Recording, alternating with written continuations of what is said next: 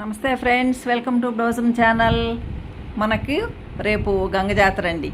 గంగమ్మకి ప్రీతికరమైన అంబలి ఎలా తయారు చేయాలో చూద్దాం. ప్రతి ఒక్కరూ వాళ్ళకి వచ్చినటువంటి పాత్రలతో వాళ్ళు తీసుకెళ్ళి గంగమ్మ దగ్గర పోసి వస్తారండి. ఈ అంబలి చేయడము చాలా ఈజీ.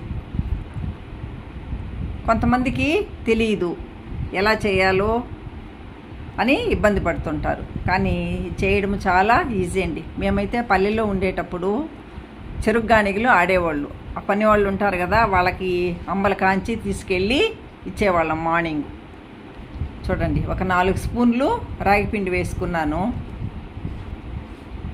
దాన్ని ఉంటలు లేకుండా బాగా కలుపుకోవాలండి. ఇలా బాగా కలిపి ఈ విధంగా ముందు రోజు కలిపి పెట్టుకుంటే ఇంకా చాలా మంచిదండి. పులిస్తే కొంచెం అంబలి బాగుంటుంది.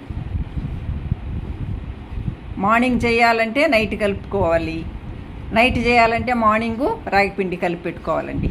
రైస్ 1 గ్లాస్ పెట్టుకున్నాను. 1 గ్లాస్కి 6 గ్లాసులు నీళ్ళు వేసానండి, అయినా గట్టిగానే ఉంది. కాబట్టి ఇంకొక పాత్రలోకి ఒక 3 గ్లాసెస్ వాటర్ తీసుకుని ఈ అన్నం దాంట్లో వేసి ఇలా బాగా కలుపుతుండాలి.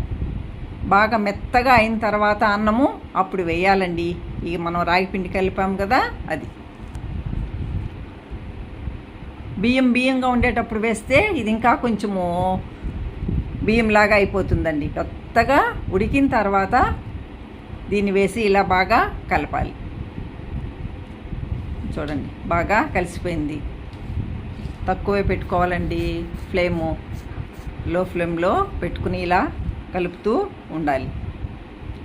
మళ్ళీ మార్నింగు ఈ విధంగా పైన పక్కుమ్మలాగా వస్తుందండి. దాన్ని తీసేసి మనం పెరిగేసిందని కలిపి దేవునికి పెట్టచ్చు, అమ్మవారికి.